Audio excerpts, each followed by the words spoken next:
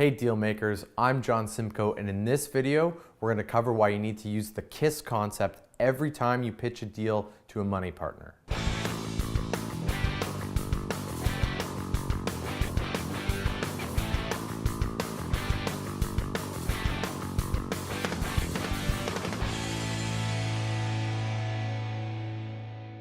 KISS pitching stands for keep it simple, stupid, not make out with your money partner. Now, I'm going to go through a couple very common mistakes that I see people doing when they're pitching their deals. When your money partner does not understand your deal, they will not do it. You need to keep it very simple. A confused mind will not move forward with the deal. You're going to need to explain all the steps in your deal in the most simplest form so that they can understand how much money they're putting in and what they're going to get out of working with you. I get pitched deals all day long on a regular basis. People know that I'm a center and connection to a whole bunch of different money partners. Maybe their deals might get funded if they contact me, and I get pitched all kinds of things. Here's one that came to me just the other day. I couldn't even make sense of it.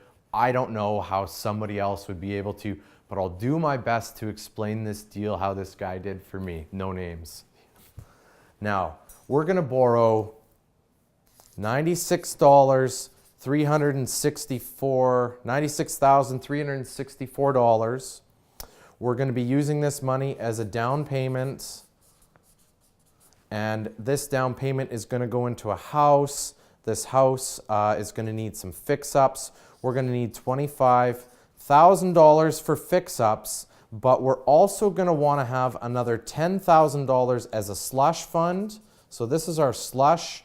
Now on this $96,364 that I'm going to use, this one here is going to earn you a 9.64% return.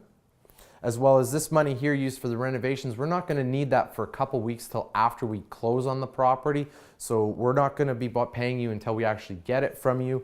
But we're going to need that $25,000 to be able to complete the renovations and then be able to sell this house. So your renovation money is actually going to earn you an 11% return.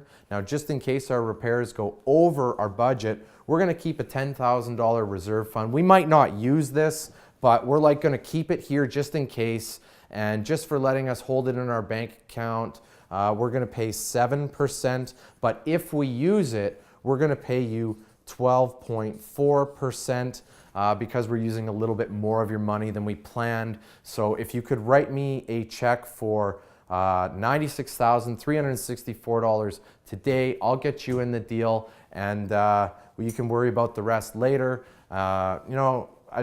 As long as you tell me it's good, then I'll move forward with the deal and put that offer in and buy that property. So, do you like my deal or something? You want to do it? Holy jeez, what a tongue twister. I don't know about you, but as soon as this number here did not become a round number, I got lost. Use very plain round numbers when you're explaining your deals. You want to keep it simple. Stupid. Now I'm going to show you an example of a way that I would pitch a deal. This would be a rent-to-own deal, which I've pitched many times before, but this is the formula I use to be able to keep it simple. Hello, Mr. Money Partner. I have a very solid deal for you today, and I believe you're going to love it. I believe when you're done hearing about how I'm going to put your money to work for you, that you'll want to go ahead with it. I'm going to explain to you exactly how I'm going to use your money to be able to grow it more, and I'll tell you exactly when I'm going to be able to pay it back. What I'm going to need from you is $100,000.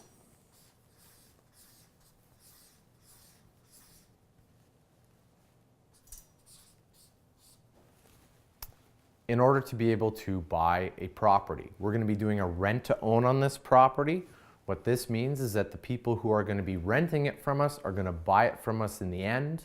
I've already screened these people and checked them out, and they're going to need 2 years to be able to buy the house that we provide to them. The house isn't going to need any maintenance or any repairs during the term of the rent to own.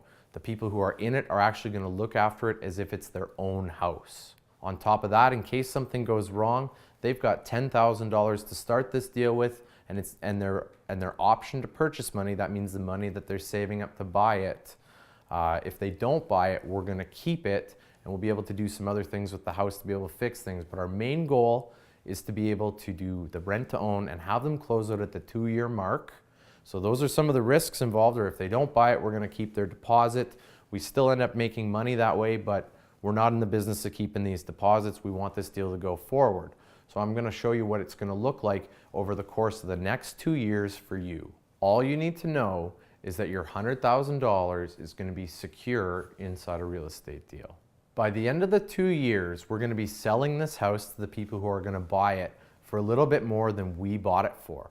Now, you're going to be able to make money when this house sells. The people who are going to be in it have already agreed to pay a higher price than we're paying today, and that's where your return is going to come from. I've crunched some fine numbers, but what you really need to know is that when you give me $100,000 and we buy that house for them in 1 month's time, that 2 years after that, I'll be giving you back $120,000. So you're going to put $100,000 in,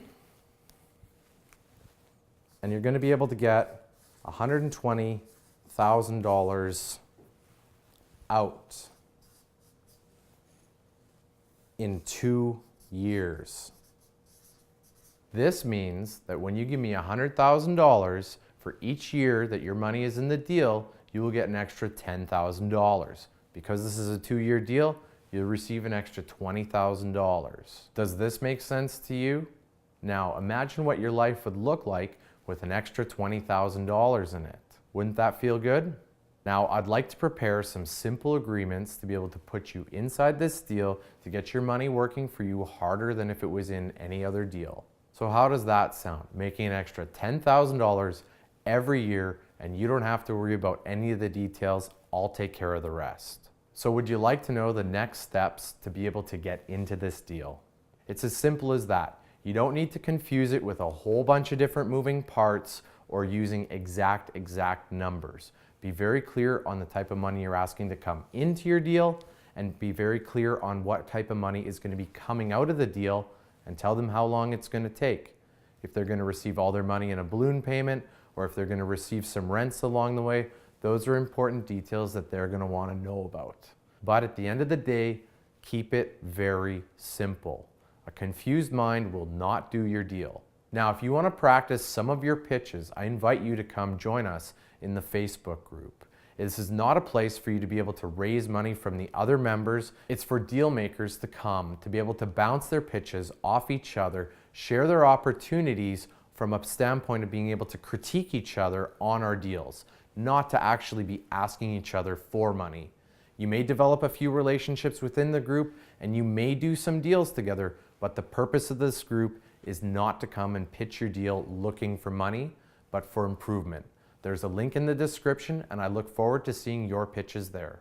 Now, I have one last gift for you, and that's the gift of knowledge. Sign up for my newsletter, Deal Flow Monthly, where I can give you market updates, real deal breakdowns, and analysis on top of market trends and what strategies to do in what markets. There's a link in the description. I send it out once a month and promise not to spam you. I'm Simcoe. Make sure you subscribe to this channel, and I'll see you in the next video.